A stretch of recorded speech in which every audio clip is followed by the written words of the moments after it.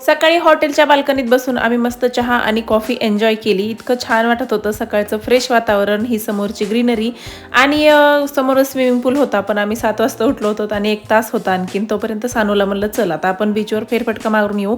हे दोघं झोपलेले होते आणि हे म्हणले माझी काही जास्त झोप झाली नाही त्याच्यामुळे मी नाही येत.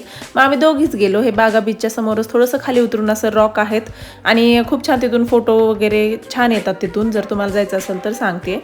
आणि नंतर वापस आलो तोपर्यंत 8 वाजले. हे दोघंही उठलेले होते. मग आम्ही मस्त स्विमिंग पूलमध्ये एन्जॉय केलं.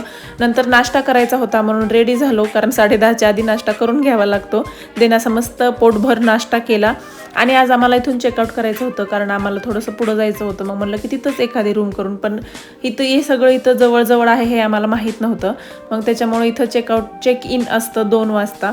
म्हणून इथं कलंगट बीचवर आम्ही थोडंसं एन्जॉय केलं, म्हणजे बसलो होतं, ज्यूस वगैरे घेतले, नंतर थोडीशी शॉपिंग केली.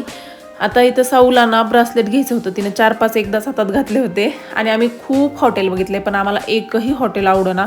नंतर म्हणलं चला हे जेल म्युझियम बघून घेऊया आणि अगुंडा फोर्टला पण जायचं होतं आम्हाला, पण जेल म्युझियममध्ये खूप वेळ लागला आणि खूप भूक लागली होती.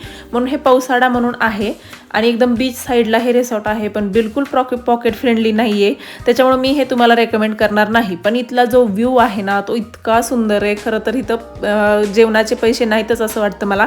इथं फक्त ह्या व्ह्यूचे पैसे आहेत आणि इथं सनसेट तर इतका छान दिसला ना, पण आम्ही जास्त वेळ बसू शकलो नाही कारण आम्हाला जायचं होतं नंतर क्रूज डिनरला आणि ते 7 वाजता आम्हाला पिकअप करणार होते. त्याच्यामुळं आम्ही पटपट घरी गेलोत, आवरलं आणि नंतर क्रूजवर गेलोत आणि मस्त असे स्टार्टर त्यांनी गेलं की दिले आम्हाला.